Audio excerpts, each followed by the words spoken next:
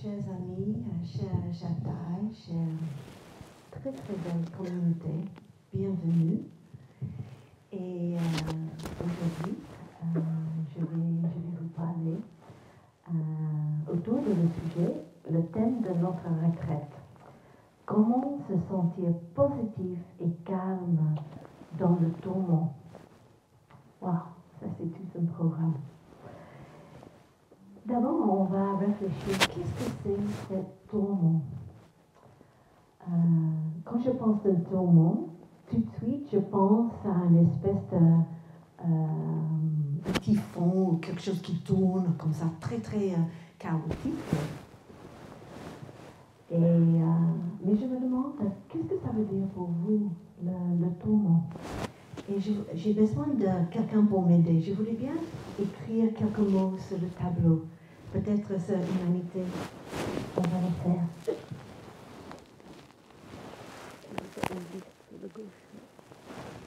Donc, qui a le courage de dire en haute voix? Oui, je vois quelqu'un. Le mental. Ok. Autre idée. La confusion. Oui. L'agitation. L'agitation. Oui. Le doute. La doute. Le doute. Le doute. J'avais un doute. Il y avait quelqu'un d'autre. La tempête. La souffrance.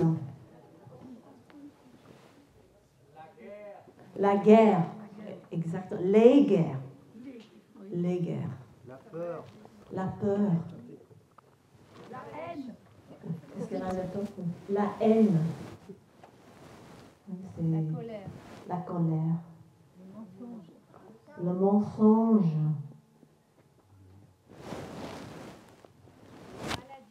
La maladie. Pas d'échappatoire à la maladie. La violence. La violence. La justice. L'injustice.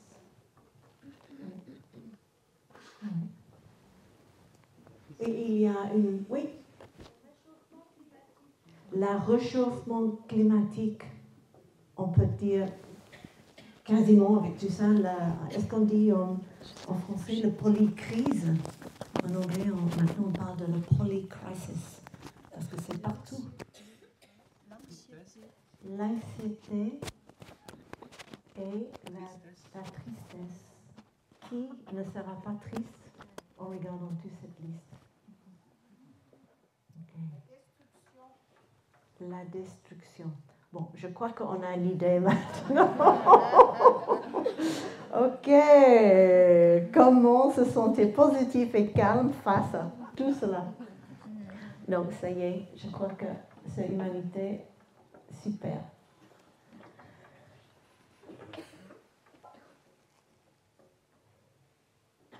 Et je voulais vous parler de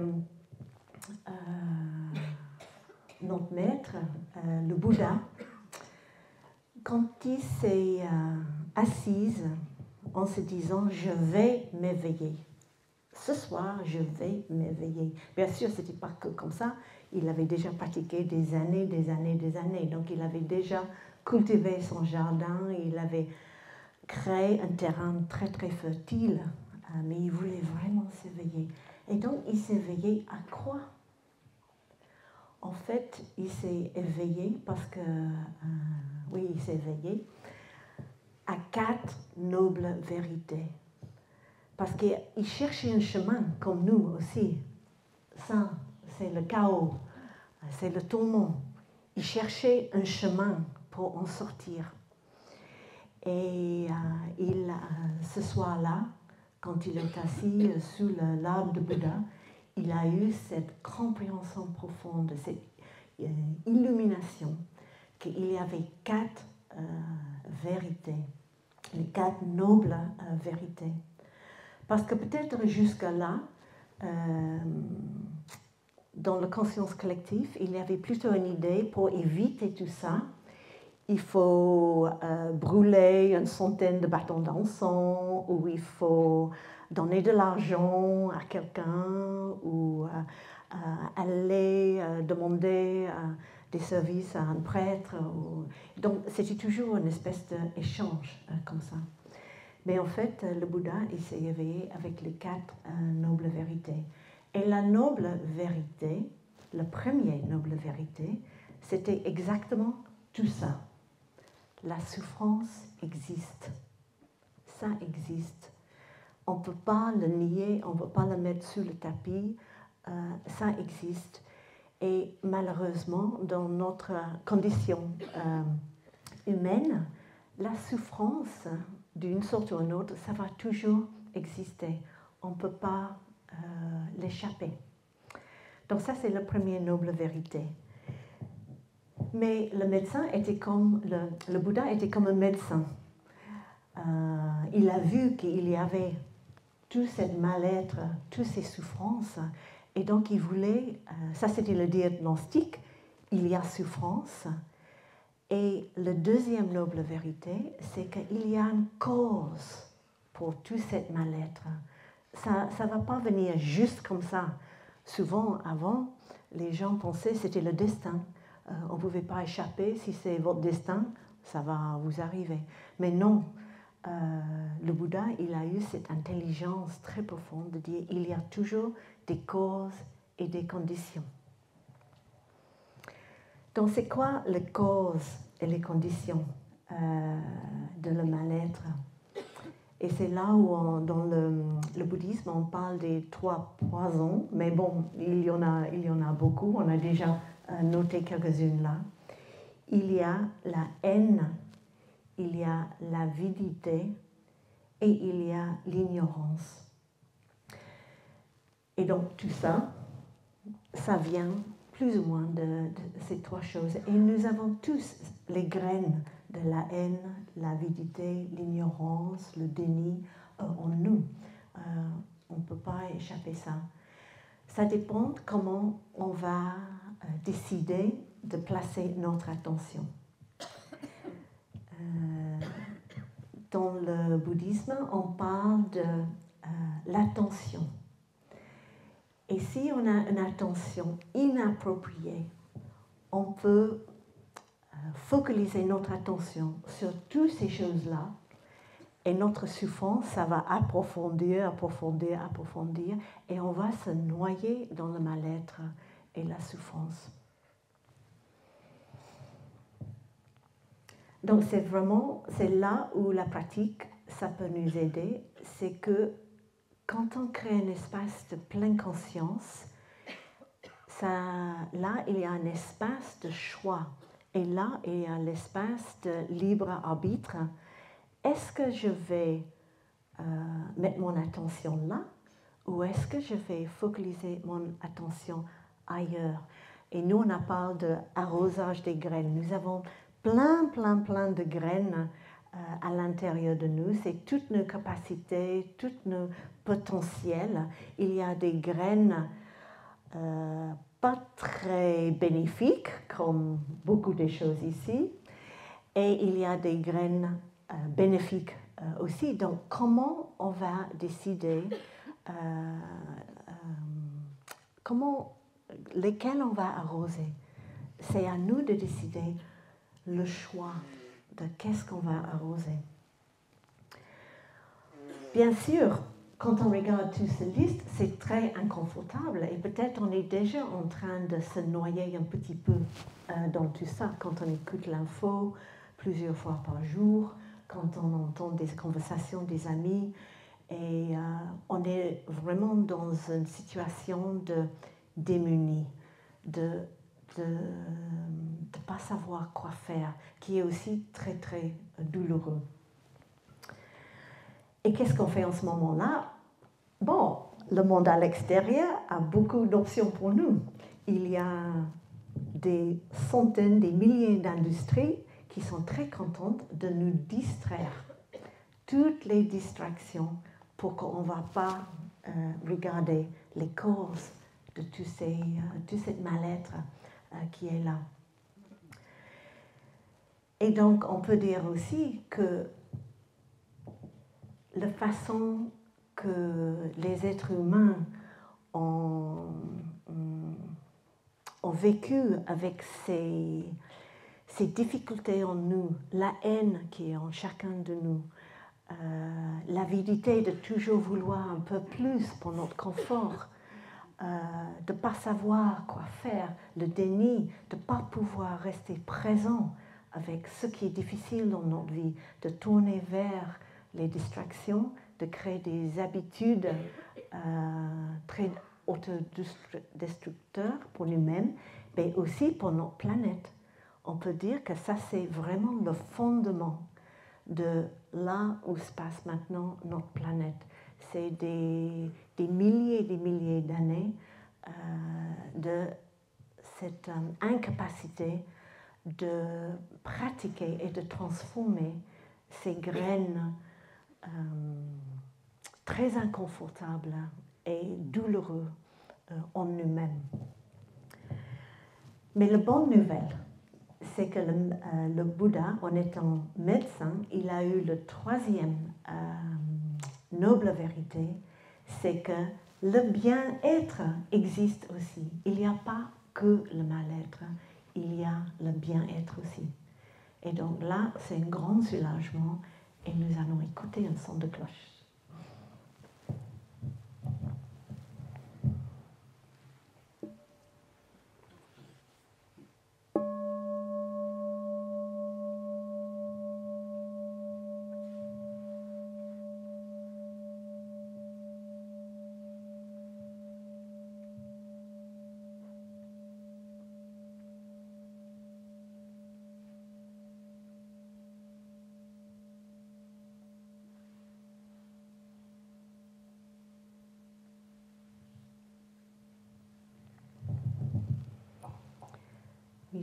J'ai dit tout à l'heure qu'à l'intérieur de nous, il y a tout type de graines, de potentialité, de capacité.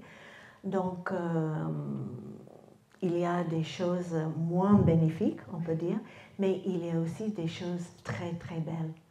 Et quand on parle des trois poisons, on va dire que les trois antidotes à ces trois poisons sont le contentement. Est-ce qu'on peut se permettre d'être contente? La compassion pour nous-mêmes et pour les autres. Et aussi la clarté de savoir comment agir, comment mener nos vies. Et c'est dans ces antidotes-là qu'on va trouver la réponse à la question comment se sentir positif et calme dans le tourment. On va tourner vers ces qualités bénéfiques que nous avons tous en nous-mêmes. Mais il va falloir savoir comment pratiquer, comment on peut les arroser, comment on peut les faire s'épanouir et vraiment monter aux surfaces pour remplir notre être, pour qu'on puisse être présent pour nous-mêmes et présent pour les autres, pour offrir de la joie, de l'amour, de la compréhension à nous-mêmes et à tous les êtres autour de nous et à notre planète aussi. Donc c'est un entraînement et c'est important qu'on devienne très résiliente parce que bien sûr, à l'extérieur, il y a tout le monde qui va comme ça, ou beaucoup qui va comme ça. Et Tai, il a dit que nous, on doit être une communauté de résistance qui va aller comme ça, dans l'autre direction. Donc c'est pour ça que déjà, c'est extraordinaire quand on est plus que 200 personnes à venir avec cette aspiration extraordinaire de vouloir offrir quelque chose de bien à nous-mêmes et au monde. Donc je vous le félicite déjà d'avoir pris cette décision de faire du bien à vous-même, d'avoir trouvé ce temps qui est difficile déjà, de trouver ce temps, de se déplacer et venir ensemble. Parce que comme notre sœur Humanité a très joliment dit hier, quand on est ensemble dans une communauté, c'est beaucoup plus facile. Donc on passe quatrième noble vérité, donc le premier, peut-être je vais écrire quand même.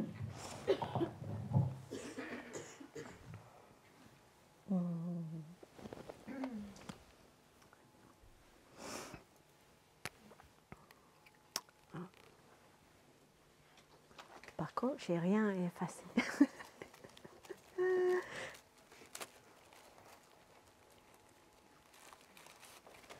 Merci frère, merci.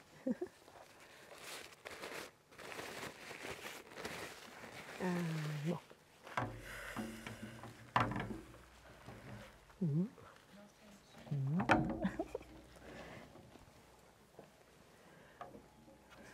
Alors, 4.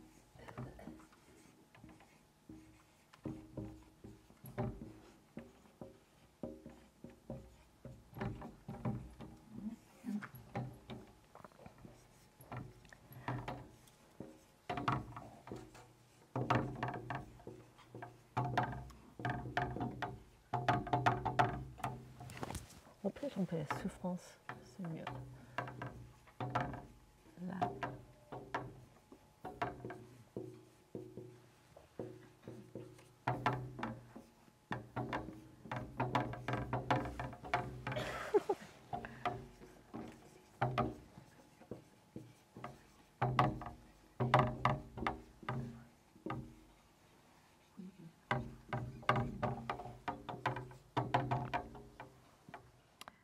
Le bonheur.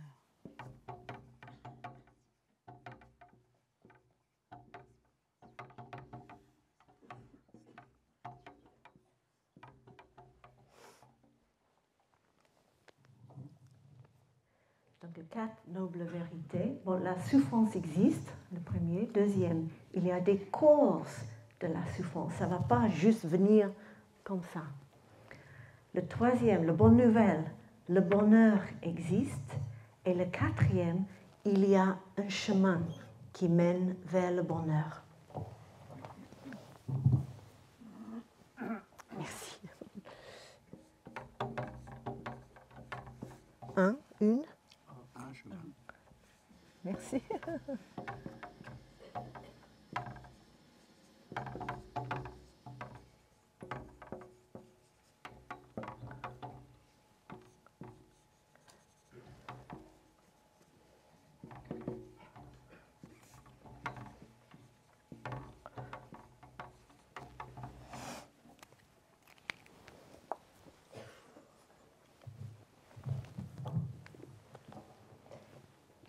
Et ce chemin, c'est le noble chemin octuple. Il y a 8 parties de ce chemin. Et quand je pense de le tourment, comme je disais, j'imagine quelque chose de très chaotique comme ça. Mais le Bouddha, notre médecin, il a diagnostiqué un chemin. Et un chemin comme ça. Et ça, c'est le chemin octuple. Mais il ne faut pas penser que c'est 8 points qui sont très linéaires, qui vont venir une après l'autre. En fait, toutes les 8 parties intersont. Et ce matin, je voudrais juste parler de 3 de ces éléments. Mais d'abord, on va écouter un son de cloche.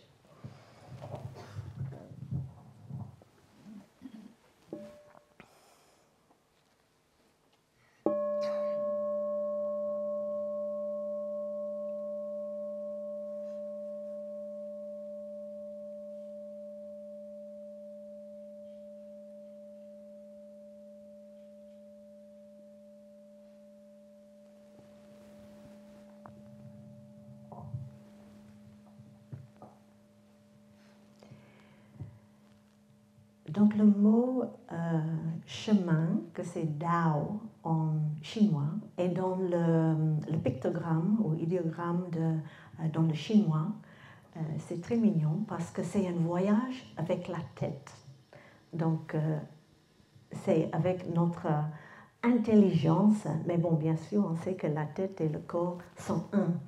Et donc, on va aller tout ensemble sur ce chemin, mais quand même, on amène notre intelligence. C'est un voyage avec la tête. Et quel soulagement de savoir qu'il y a un chemin. Imaginons que nous sommes dans une forêt, on s'est égaré de notre chemin, on est perdu, on cherche. Cette sensation de ne pas savoir où aller, d'avoir peur. Est-ce que je vais retrouver le chemin? Qu'est-ce qui va se passer dans le futur? Toutes les choses qu'on a pensées un peu là. Et d'un coup, on tombe sur un chemin. Et qu'est-ce que c'est un chemin?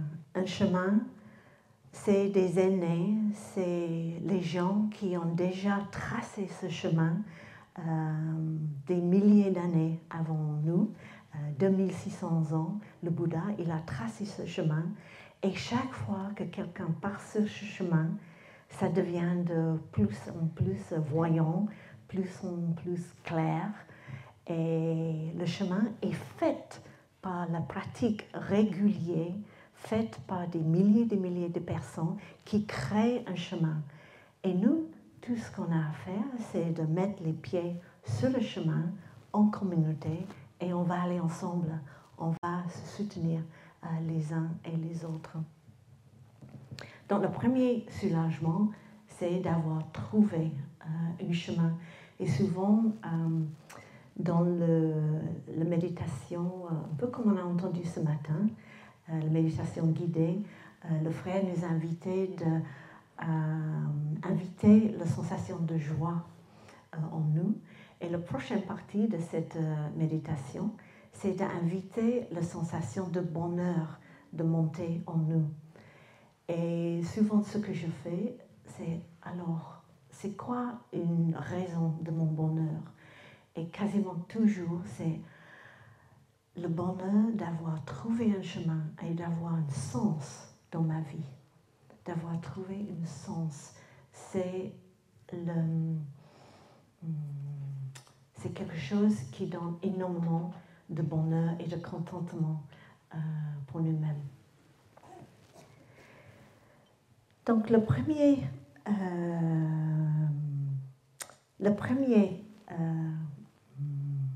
partie de le chemin octuple que je voulais parler ce matin, en fait, chaque partie, c'est quelque chose juste.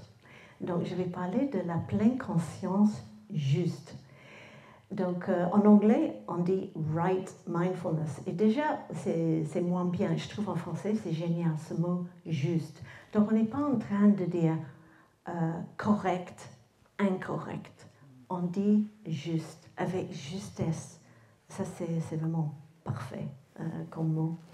Et donc, la pleine conscience juste, qu'est-ce que c'est? Parce qu'on sait qu'il y a quand même une pleine conscience qui n'est pas du tout juste.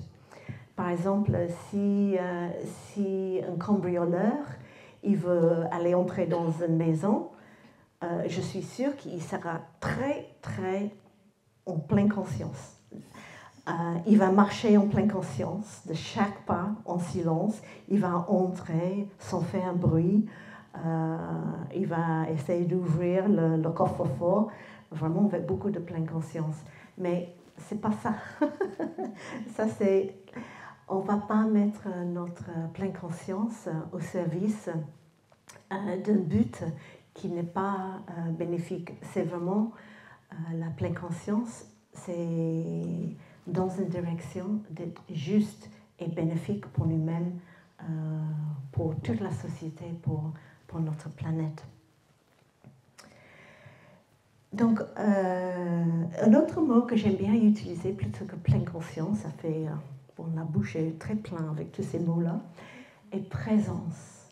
J'aime beaucoup cette idée de présence, de développer d'abord une présence pour nous-mêmes.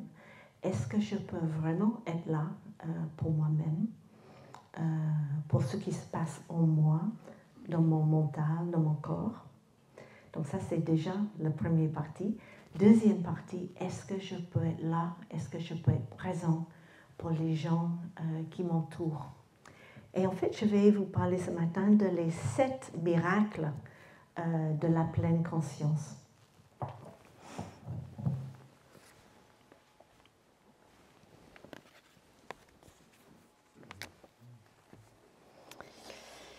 Alors,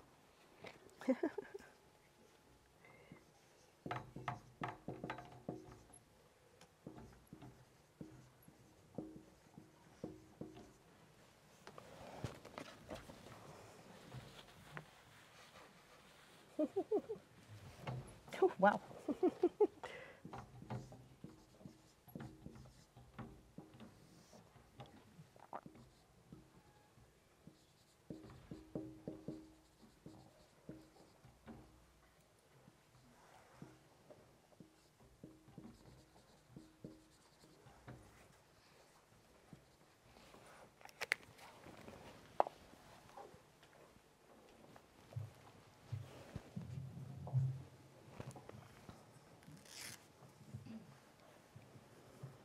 Aussi, j'ai voulu dire que ce mot pleine conscience, en sanskrit, c'est smrti, et ça veut dire de se rappeler. Et est-ce qu'on peut se rappeler d'être présent pour nous-mêmes? Est-ce qu'il y en a dans la salle que de temps en temps vous vous sentez complètement balayé? On dit balayé? Yeah. Swept away, c'est ça? Emporté. Oui, emporté par plein d'autres choses, tout ça sur le côté gauche du tableau, et vous oubliez complètement d'être présent pour vous-même ou pour l'autre. Donc en fait, c'est pour ça que ce mot smrti, se rappeler, la pleine conscience, la première chose, c'est de se rappeler. Et heureusement, nous avons plein de moyens. Tai, notre enseignant, il nous a donné plein de moyens, comme par exemple la cloche. Et chaque fois qu'on entend la cloche, on se rappelle, je vais revenir à moi-même, à ma respiration. Qu'est-ce qui se passe dans mon corps? Qu'est-ce qui se passe dans mon mental? Peut-être je suis loin, loin, dans le futur, dans le passé. Je vais revenir à moi-même.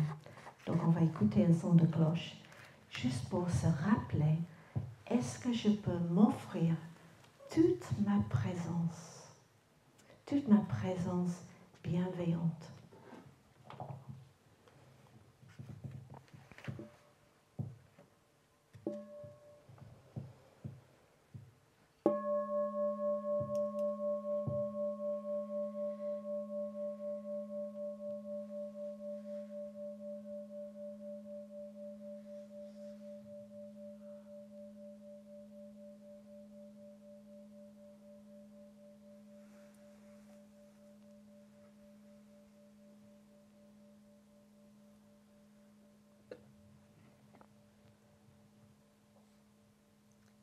Et encore, notre pratique, c'est un peu comme une visite au médecin.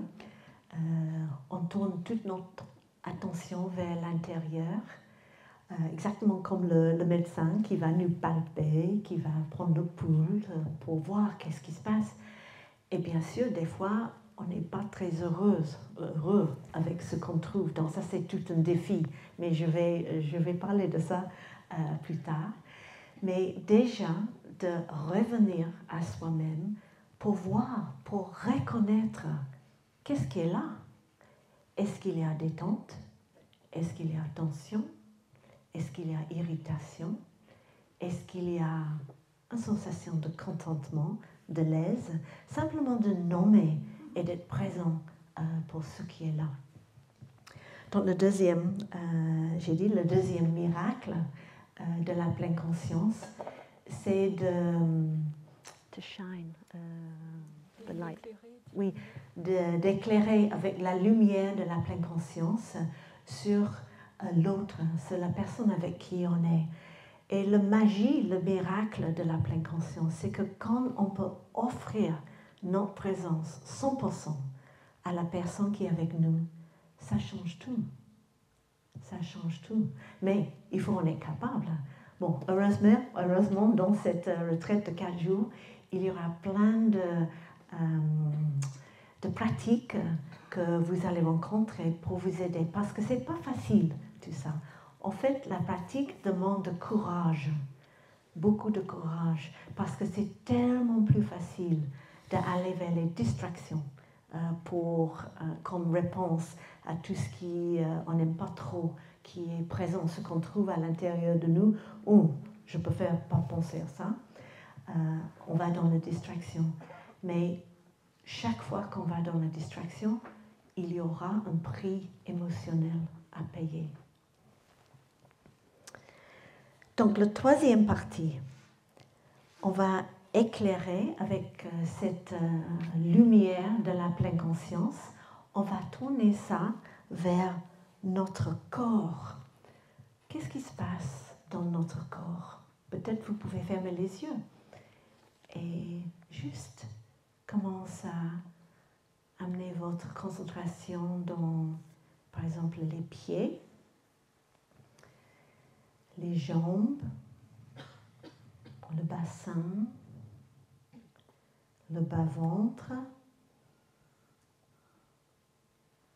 le petit déjeuner en train de être digéré ou pas digéré, les poumons, la respiration, notre cœur et la zone de notre cœur. Peut-être il y a tension, de douleur, d'ouverture. Les épaules qui retiennent beaucoup de stress. Les bras, le visage, le mâchoire. Est-ce qu'il y a détente? Lâchez la langue dans la bouche. Autour des yeux, est-ce qu'il y a tension de tout le temps? On est obligé à passer sur l'écran. Maintenant, on peut détendre nos yeux. Et autour de la tête, le cuir chevelure. Et on peut permettre de respirer dans tout notre corps pendant qu'on écoute un son de cloche.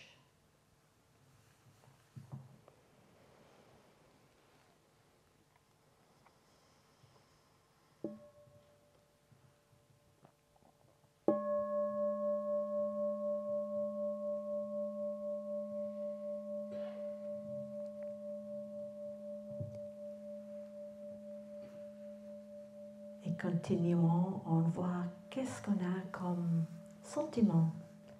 On est clair avec la pleine conscience. Qu'est-ce qu'il y a comme sentiment, comme émotion dans le corps? Est-ce qu'il y a de bien-être? Est-ce qu'il y a d'irritation? L'ennui? De bien-être? De détente? Quoi qui est présent, de faire notre mieux de l'accepter parce que c'est déjà là. Bonjour, ma petite irritation. Bonjour, ma petite stress. Je suis là pour toi. Je respire avec toi.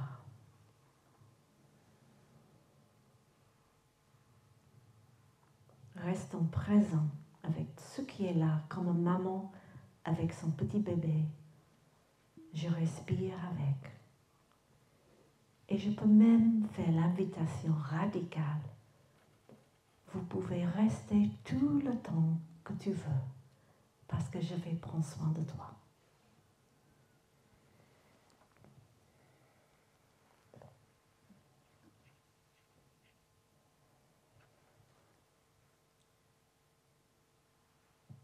Et puis, vous pouvez ouvrir les yeux. On peut offrir un sourire à notre corps, à nos émotions, notre esprit. Et on va passer maintenant à la quatrième miracle, à la pleine conscience, que c'est notre souffrance. Qu'est-ce qu'on va faire quand on trouve quelque chose d'inacceptable à l'intérieur de nous? On va le nommer exactement comme on vient de faire. On va le reconnaître, que sa présence, cette irritation, cette profonde tristesse, cette sensation d'être démuni devant tout ce qui se passe. Et on va dire bonjour. Je suis là pour toi. Je suis entièrement là pour toi. Et je vais t'embrasser. Et je vais prendre soin de toi. Et je vais voir comment je te sens dans mon corps. Est-ce qu'il y a tension dans les épaules? Ou est-ce que cette émotion s'alloge dans le ventre comme un énorme nœud? Ou est-ce que c'est l'intensité dans la tête? Est-ce que c'est mal au dos? N'importe où ça se loge, on va respirer avec, on va inspirer, envoyer de l'air dans ces parties de notre corps, on va l'embrasser avec l'amour, de bienveillance. Et sur l'expiration, on va inviter toute cette douleur, cette tension de se dissoudre dans la terre.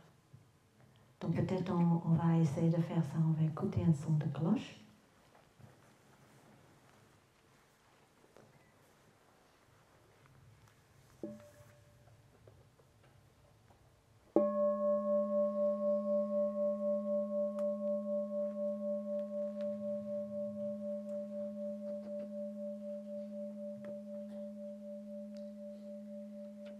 On va éclairer avec la pleine conscience, la lumière de pleine conscience.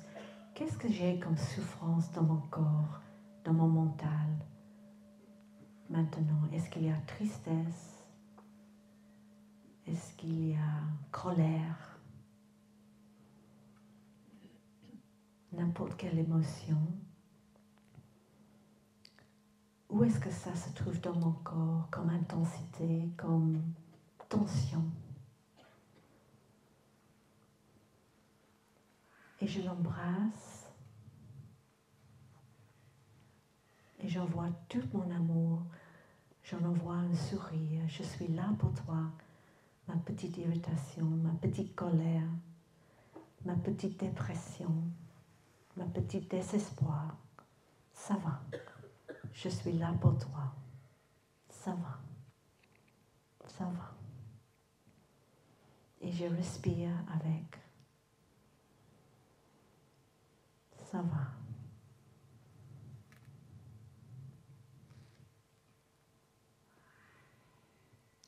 Et nous allons écouter un autre son de cloche pour respirer avec bienveillance.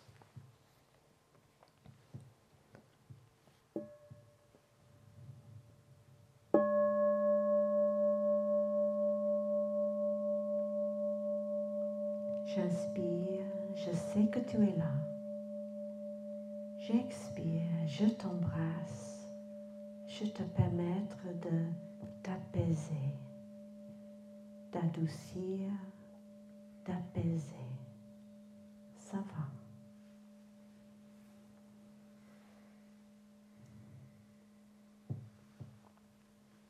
Merci pour ta pratique et pendant ces 4 jours, vous allez avoir beaucoup d'opportunités de pratiquer comme ceci. Chaque fois qu'il y a une cloche, vous pouvez revenir à vous-même, de voir qu'est-ce qu'il y a qui est présent et d'offrir votre présence à 100% pour vous-même, sans autre distraction.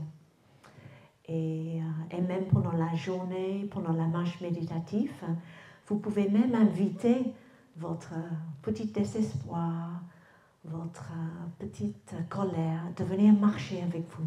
Allez marcher dehors dans les montagnes pour aérer toute cette boule, cette bloc de souffrance. Et pendant ces 4 jours, il y aura plein de pratiques différentes que vous pouvez faire ensemble pour vraiment offrir votre présence, votre pleine conscience à des difficultés à l'intérieur. Et puis le 5e miracle de la pleine conscience, c'est le regard profond. Donc quand on médite, souvent les gens pensent que méditer, c'est de s'asseoir et d'enlever toutes les pensées et de rester là vraiment tellement contente d'être dans le bliss. C'est quoi le bliss? La félicité. La félicité. pur et éternel. Mais désolé, ça va pas. Ça va pas être comme ça.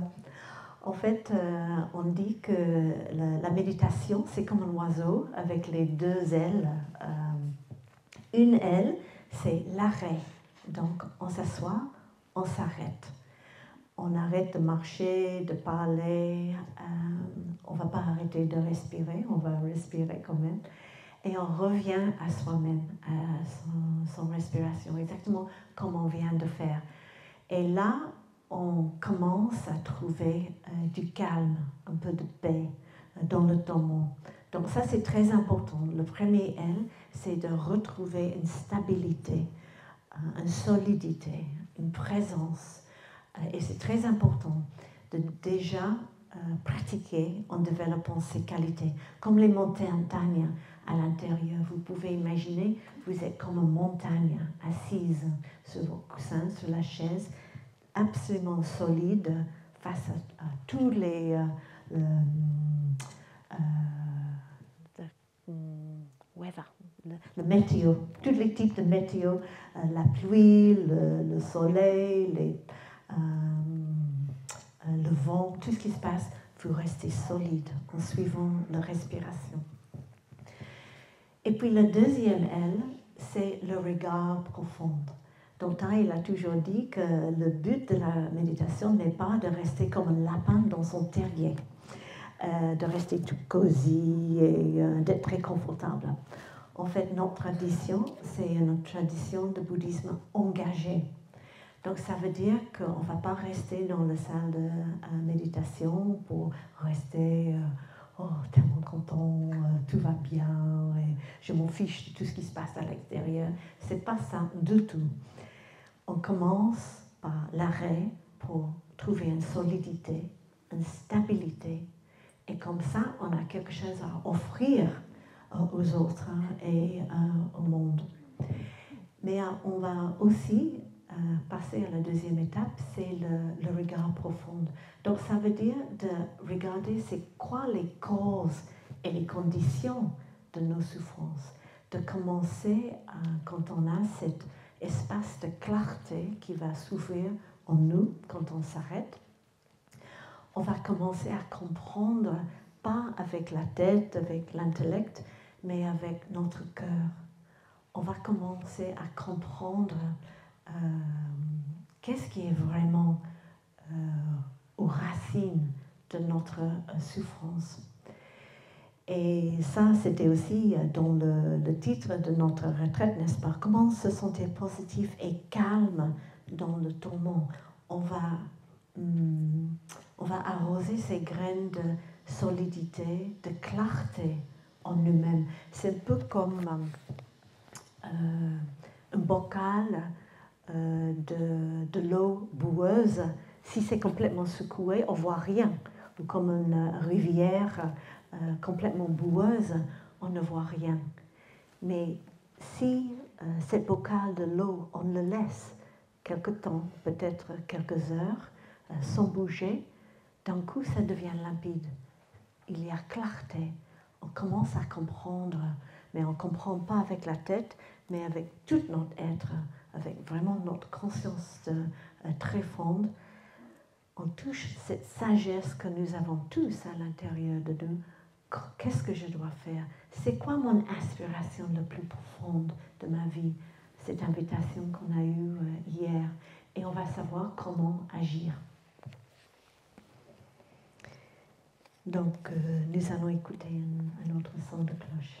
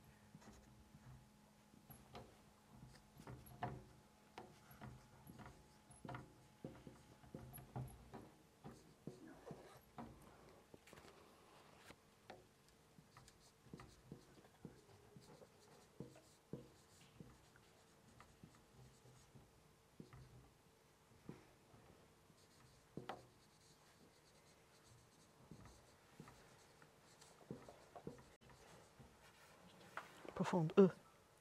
Regard profond de E. Vision profonde. Fond, non. Profonde. Ok. Et 6, comprendre.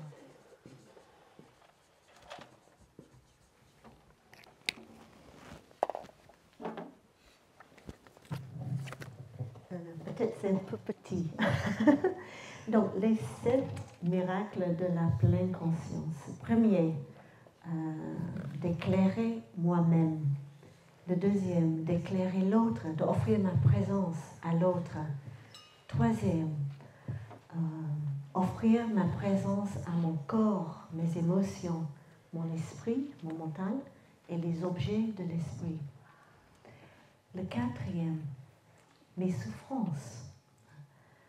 Je vais les reconnaître, je vais les nommer, je vais les embrasser, je vais offrir ma présence pour mes souffrances. Le cinquième, regard profond. Je vais commencer à comprendre qu'est-ce qu'il y a derrière ces souffrances. Quelle graine j'ai arrosée pour créer ces souffrances? C'est quoi ma part? Souvent, on pense que mes souffrances, c'est la faute de l'autre. Mais dans la pratique, une chose qui est très importante, en pratique, que je trouve très utile pour moi-même, c'est que quand il y a souffrance, je dis « Ah, il y a souffrance ». Ça, c'est un. Numéro 2, ça concerne que moi. Et tout de suite, je suis obligée à laisser tomber l'histoire que c'est la faute de l'autre. Ça peut que l'autre a joué son rôle, mais en fait, ça concerne que moi, parce que tout de suite, ça me donne agency, empower. Je redeviens maître de la situation. Oui, je redeviens maître de la situation. Cette humanité, elle est mon dictionnaire ambulante. Merci beaucoup. Je ne suis plus victime. Être victime, c'est une cause d'énormément de souffrance. Mais,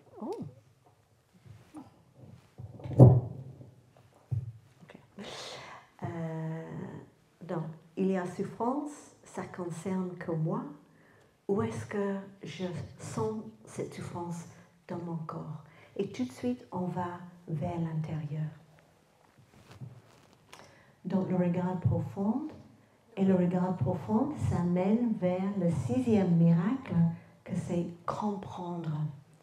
Et quand on comprend ses propres souffrances, il y a l'amour pour soi-même aussi. Quand on comprend pourquoi quelque chose se passait, quand on a la compassion pour moi-même, il y a une compréhension.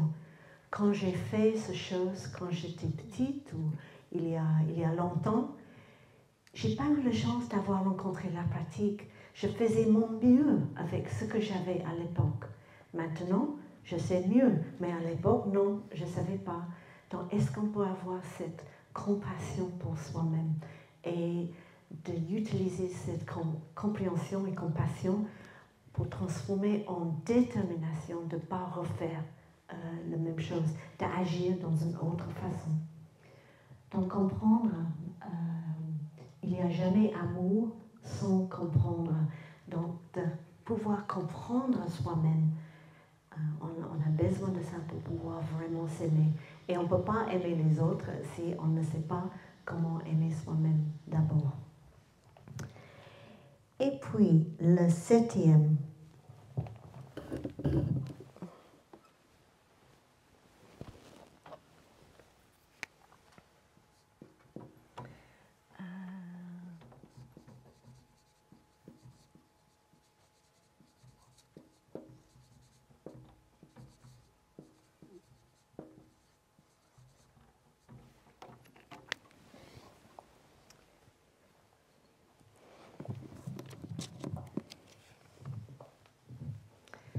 Le 7e miracle de la pleine conscience, c'est la transformation et la guérison. Et c'est pour ça qu'on pratique. C'est pour pouvoir se transformer et guérir, pour pouvoir offrir notre présence aux autres, pour les aider aussi, eux, de transformer et guérir. Donc voilà, les bouddhistes aiment beaucoup les listes et donc je vous ai donné, vous allez en avoir beaucoup pendant ces retraites. Alors nous allons écouter un son de cloche avant que je passe à une deuxième partie de le sentier noble octuple.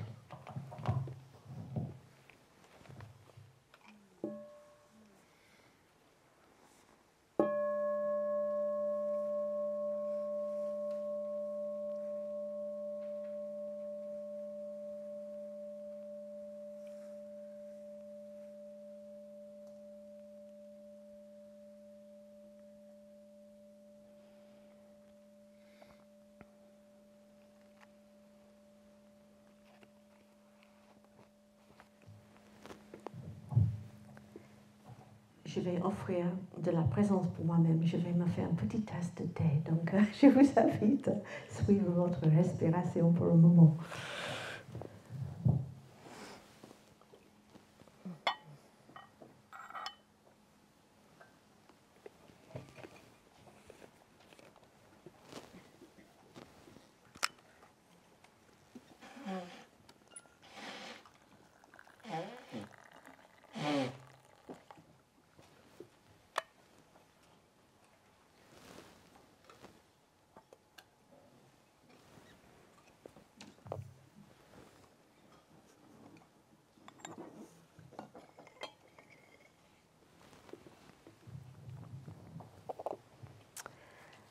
Alors, le deuxième élément que j'ai voulu partager avec vous, c'est la concentration juste. En fait, mon nom, c'est Samadhi, et Samadhi, ça veut dire, c'est le sanskrit pour le mot concentration. Et la concentration, bon, surtout, ne m'appelle pas ça concentration parce que ça a l'air affreux. Pour moi, la concentration, il y a une idée de... C'est très dur, c'est quelque chose de très difficile. Je ne vais pas avoir la capacité de faire ça. Mais en fait, je crois que la clé de la concentration, c'est que si on aime faire quelque chose, si ça nous apporte de la joie, bien sûr, on peut être très, très concentré. Je suis sûre que si vous pensez tous de quelque chose que vous aimez vraiment faire, si c'est faire un gâteau, la cuisine, ou si c'est coudre, ou la menuiserie, on est super concentré et ça apporte beaucoup, beaucoup de joie. Il n'y a aucun effort d'être concentré. Donc, la clé, c'est de trouver la joie dans la concentration. En fait, ils me disent que le type de joie, le type de concentration, que c'est mon nom, que c'est en vietnamien, c'est ce tam moi. Apparemment, c'est le type de concentration qu'on a quand on est en train de manger sa glace préférée. Donc la concentration peut être très chouette aussi. Et je voudrais vous parler d'un phénomène de neurosciences. Je suis une grande fan de neurosciences et je trouve que ça soutient ma pratique. Tout ce que les scientifiques sont en train de trouver dans les derniers 20-30 ans, parce que c'est très nouvelle comme science, c'est incroyable parce que beaucoup des choses soutiennent cette pratique de Bouddha qui date de 2006 ans. Donc c'est vraiment incroyable. Et il y a un phénomène, en anglais, ça s'appelle Default Mental Network. Et ma chère sœur, elle m'a donné une traduction, elle a dit c'est fonctionnement mental par défaut. En fait, ces recherches-là m'ont vraiment choquée, et qui ajoutent à mon détermination à pratiquer. On peut penser que quand on fait absolument rien, on est en train de rester là, de regarder dehors par la fenêtre, on est un peu ennuyé, il n'y a rien à faire, on est, en anglais on dit zoning out, je ne sais pas comment on dit, un peu, on n'est pas présent quoi, on n'est pas présent, c'est l'opposé d'être présent. On peut penser que notre cerveau Et en repos, elle est en train d'aller à droite et à gauche, et complètement détendue. Mais pas du tout. Ça utilise énormément d'énergie. Énormément d'énergie. Qu'est-ce qu'on fait quand on n'est pas focalisé? En fait, il y a 3 parties de le cerveau qui sont très busy, très occupées, très affairées. C'est les parties du cerveau qui s'occupent de tout ce qui est dans le futur. Qu'est-ce que je vais faire? Pour mes vacances, pour le travail lundi. C'est planifier. Je ne sais pas s'il y a des champions planificateurs dans la pièce. Moi, je suis une. Donc, se perdre dans le futur, ça prend beaucoup d'énergie. Et notre cerveau va là, toute seule. Ou il va dans le passé, en train de penser, si je pourrais faire comme je faisais avant, si je n'avais pas fait comme ça, j'aurais pu faire comme ça, les regrets, la nostalgie. Donc, il y a toute cette partie de notre cerveau qui est très active et ça demande beaucoup d'énergie, des calories, de rester dans le futur et le passé. Donc, tout sauf ici et maintenant, là où la vie se passe. Donc, l'autre chose que cet fonctionnement mental par défaut, le partie du cerveau qui s'occupe de toutes nos relations avec les autres. Et bien sûr, c'est important, nous sommes des êtres sociaux. On était toujours dans les tribus, des familles, des groupes sociaux. C'est très important. Si on est exclu, peut-être on ne va pas survivre. Non, c'est très important de rester dans le groupe. Et donc, par défaut, notre mental va penser, est-ce que j'ai bien fait? Qu'est-ce qu'elle pense à moi? Qu'est-ce qu'il a dit de moi? Donc, on va toujours être en réflexion, comment je me place par rapport aux autres dans le groupe. Ça prend beaucoup d'énergie. Est-ce que ça vous parle? Est-ce que je suis le seul qui pense comme ça? Et la dernière chose, c'est la partie de notre cerveau qui s'occupe avec le danger, donc qui reste vigilante. Et bon, maintenant, heureusement, il n'y a pas de mammouth qui va sortir de montagne, mais il y a notre chef de l'entreprise, il y a notre collègue au travail, il y a notre maman, notre papa, qui fait peur. Comment ils vont nous attaquer encore? Et donc, on a envie de rester vigilant pour échapper à tout ce stress que ça va faire à notre corps. Et donc, vous voyez, notre cerveau est très actif. Et il y a la recherche qui a été faite où on a demandé à des dizaines de milliers de personnes partout dans le monde. Donc, ce n'est pas que dans la société post-industrielle, c'est vraiment partout dans le monde. On a demandé des gens au moment complètement arbitraire, oui. À un moment donné, vous pensez à quoi dans ce moment? Et tous les gens qui étaient focalisés, concentrés sur quelque chose, ont demandé une deuxième question, comment vous vous sentez? Et en fait, leur humeur était plutôt bien. Il y avait une sensation de bien-être.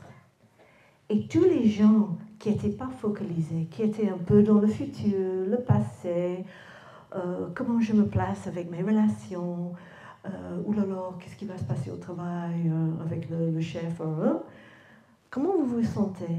Et en fait, l'humeur était bas. Et de rester dans cet endroit pas focalisé, ça tire l'humeur, on dit. Oui. Ça nous tire vers le bas. Oui, ça nous tire vers le bas. Donc c'est très dangereux. Et si vous avez une tendance d'être un peu négatif, un peu de dépression dans les côtés, de rester dans ces états où on n'est pas focalisé, il y aura une direction de défaut d'aller plus bas. Donc, la bonne nouvelle, c'est que si on peut se rappeler de revenir à soi-même, d'être présent, d'être focalisé sur toutes ces choses merveilleuses, ça va amener une sensation de bien-être. La concentration amène le bien-être. Je crois que c'est ça que j'ai voulu expliquer.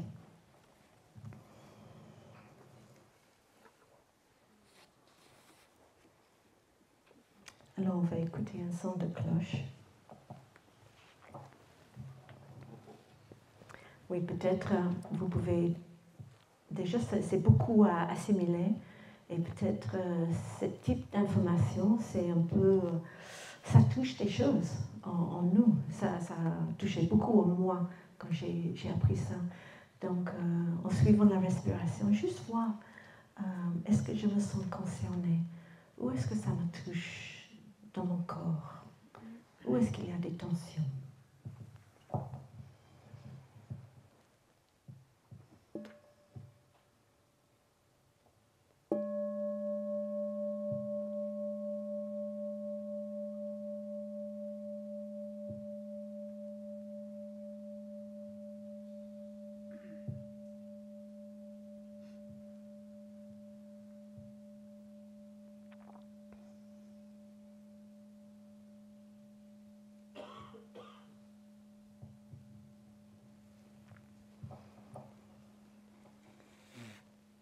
Donc, je reviens encore une fois à notre thème pour la retraite, comment se sentir positif et calme dans le tourment.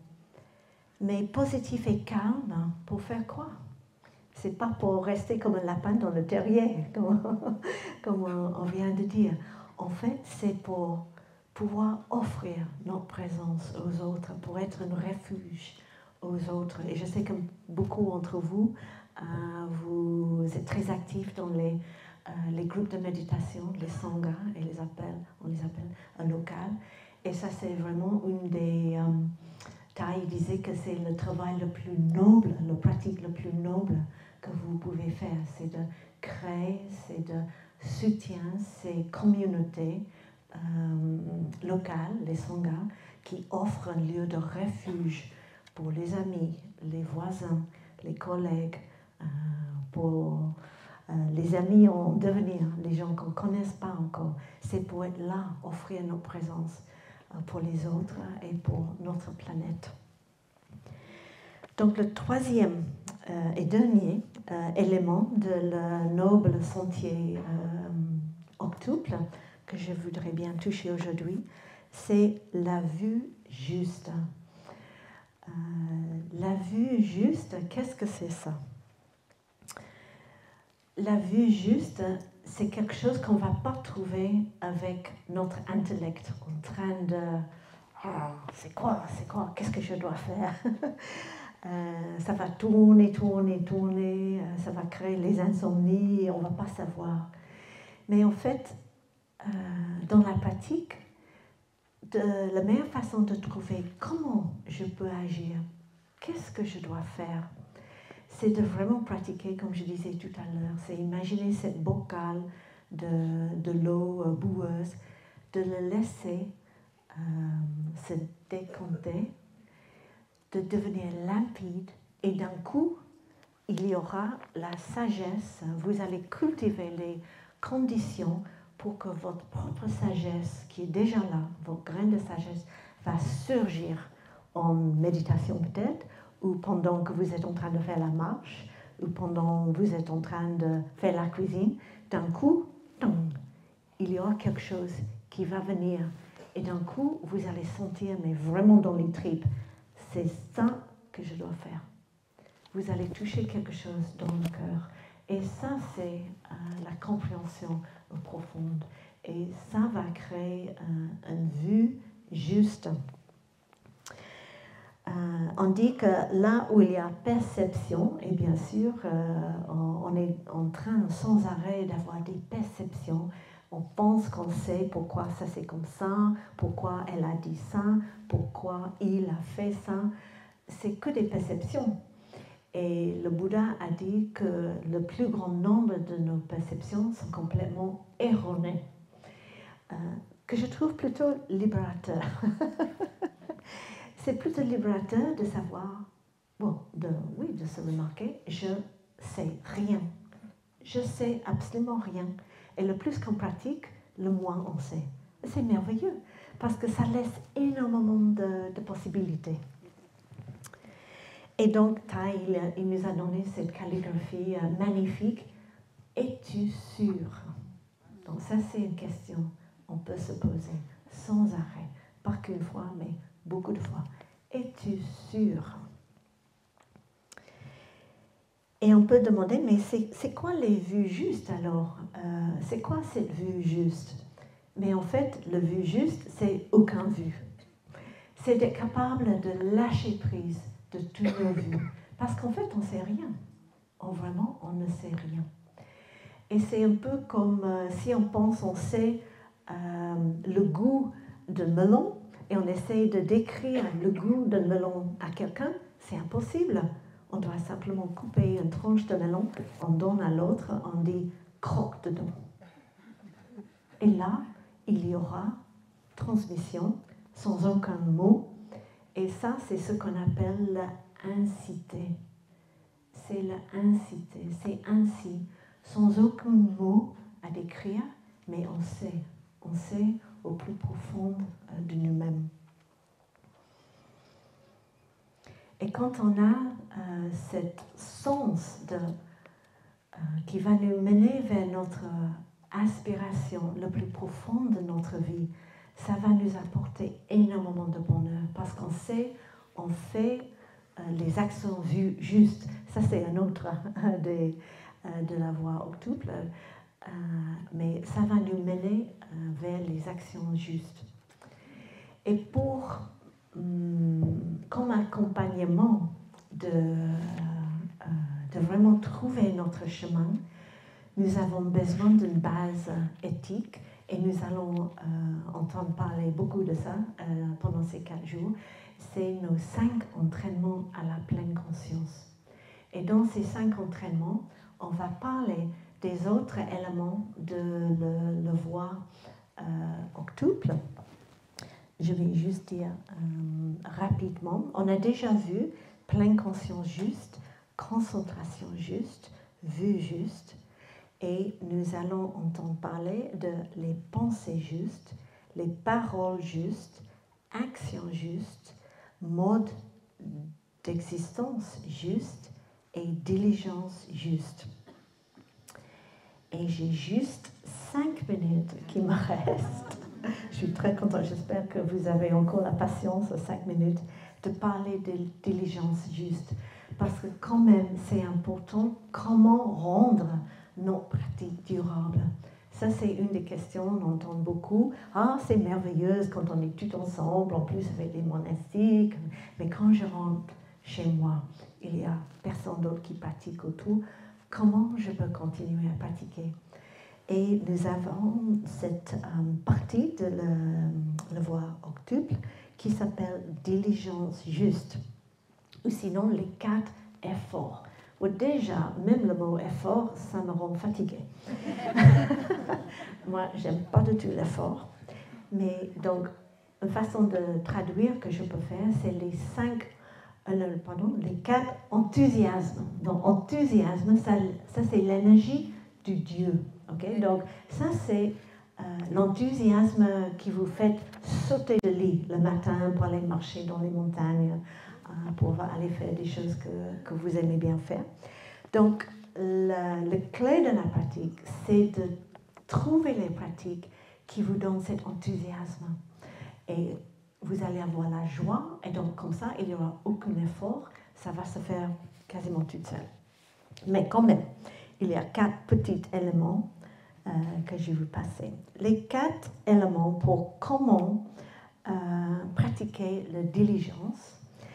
La première partie, c'est de savoir inviter tout ce qui est positif en vous-même de manifester. Bon, j'ai déjà parlé beaucoup de ça là, donc vous avez déjà une idée.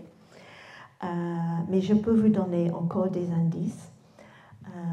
Dans la recherche sur le bonheur, on sait qu'il y a des éléments très importants qui sont toujours clés pour cultiver le bonheur.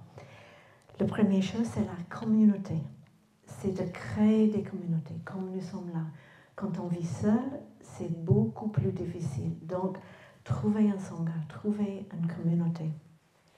C'est d'aller dans la nature. Regarde, on est entouré, d'être présent pour cette nature extraordinaire.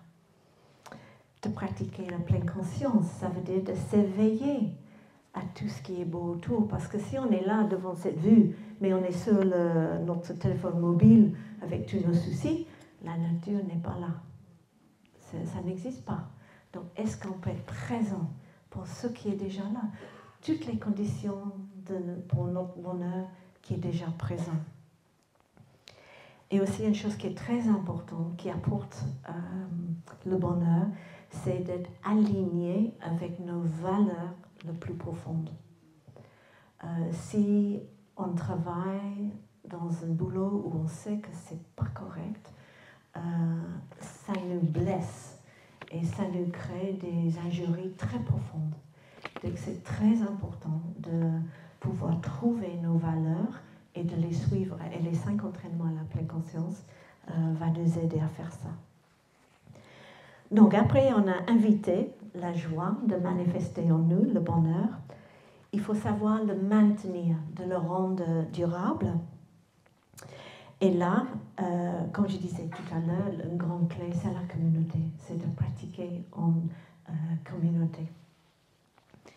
Et puis la troisième partie, c'est tous ces éléments non bénéfiques qu'on a en nous. Peut-être ils vont commencer à monter. La pratique, c'est ne les arrosez pas. Nous avons tous la colère en nous, la tristesse, plein de choses pas très bénéfiques, l'avidité, la haine, toutes ces choses difficiles. Si on reste devant la télé et on écoute les infos pendant des heures, c'est sûr, on va avoir un bon arrosage de tous ces éléments très négatifs.